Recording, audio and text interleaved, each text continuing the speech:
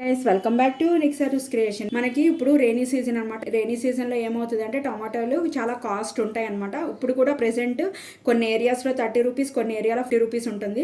Maximum 100-150 rupees కేజీకి కూడా వెళ్తుంది అనమాట. సో అలాంటప్పుడు మనం ఇలా తక్కువ కాస్ట్ ఉన్నప్పుడు మనం ఈ విధంగా ప్యూరీ చేసుకుని కనుక మన ఫ్రిడ్జ్లో పెట్టుకుంటే కనుక మనకు కంపల్సరీ 3 months అయితే ఉంటుంది అనమాట. ఇలా కనుక క్యూబ్స్ లాగా చేసుకుంటే 3 months ఉంటుంది. ఇలా ప్యూరీ చేసుకుని బాక్స్లో పెట్టుకుంటే కనుక మామూలు రిఫ్రిజిరేటర్లో పెట్టుకుంటే కనుక 1.5 months నుంచి 2 months వరకు నిల్వ ఉంటుంది అనమాట.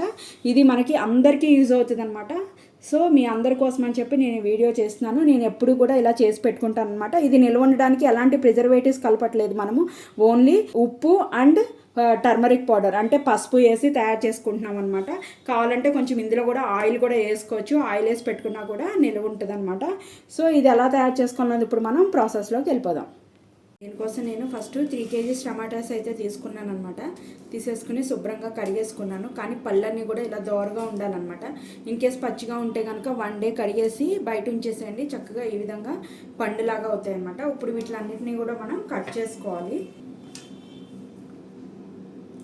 తొడిగని తీసేసుకుని లైట్గా ఇలా 4 ముక్కల్లా కట్ చేసుకుంటే సరిపోతుంది. ఇలా మొత్తం టమాటోస్ అన్నిటినీ కూడా కట్ చేసేసుకోవాలి. చూడండి, నాకు 3 kgsకి ఈ గిన్నెడైతే అయినాయి అనమాట. దీనికి గాను నేను ఒక 3 spoons గల్లుప్పు వేసుకుంటున్నాను. ఎలాగో ఉడికిపోతుంది కాబట్టి టమాటాలో కరిగిపోతుంది అనమాట. మనకి వీలు ఉన్నప్పుడల్లా గల్లుప్పు వాడుకోవాలి. మరీ ఫ్రైలో ఉప్పు కలవదు అనుకుంటే కనుక సాల్ట్ వేసుకోవచ్చు, కానీ లేకపోతే కనుక గల్లుప్పు వేసేసుకోండి. చక్కగా అది హెల్త్కి కూడా చాలా మంచిది అనమాట. అండ్ ఒక స్పూన్ దాకా పసుపు. నాకు కలుపుకోవడానికి లేదని చెప్పి నేను ఈ విధంగా కొంచెం అంటే సాల్ట్ అంతా కిందకి వెళ్ళిపోతుంది. చూడండి, ఈ విధంగా కలిపేసుకున్న తర్వాత దీన్ని ఇప్పుడు మనం గ్యాస్ పొయ్యి మీద పెట్టేసుకుందాం. గ్యాస్ ఆన్ చేసుకొని దీని మీద మూత కూడా పెట్టేసుకుని లో ఫ్లేమ్లో పెట్టేసుకుందాం. పెట్టేసుకుంటే చక్కగా నెమ్మదిగా ఇది మగ్గుతుంది అనమాట. బాగా మగ్గిపోవాలన్నమాట. నేనైతే లో ఫ్లేమ్లో పెట్టేసుకున్నాను. ఒక 20 minutes అయితే దీన్ని వదిలేద్దాం అనమాట. 20 minutes అయితే కంపల్సరీ ఇది ఉడకడానికి టైం పడుతుంది అనమాట. ఉప్పు అది కూడా కరగాలి కాబట్టి ఒక 20 minutes ఇలా మూత పెట్టేసి లో ఫ్లేమ్లో పెట్టేసి వదిలేసుకుందాం. ఒకసారి చూసుకుందాం. 20 minutes అయితే అయిపోయింది. చూడండి ఎలా ఉడికిపోయిందో. మొత్తం కూడా వాటర్ వచ్చేసాయి అండ్ టమాటో కూడా ఈ విధంగా ఉడికింది.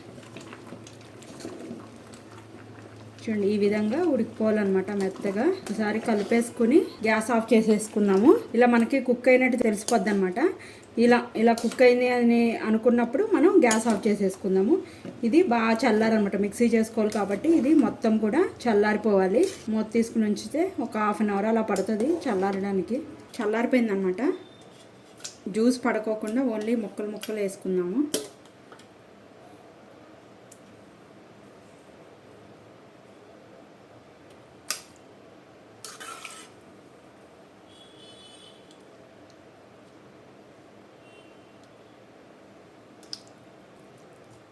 నిండా వేసుకుంటే మళ్ళీ ఇదైపోతుంది అనమాట. నేను హాఫ్ వేసుకుంటున్నాను.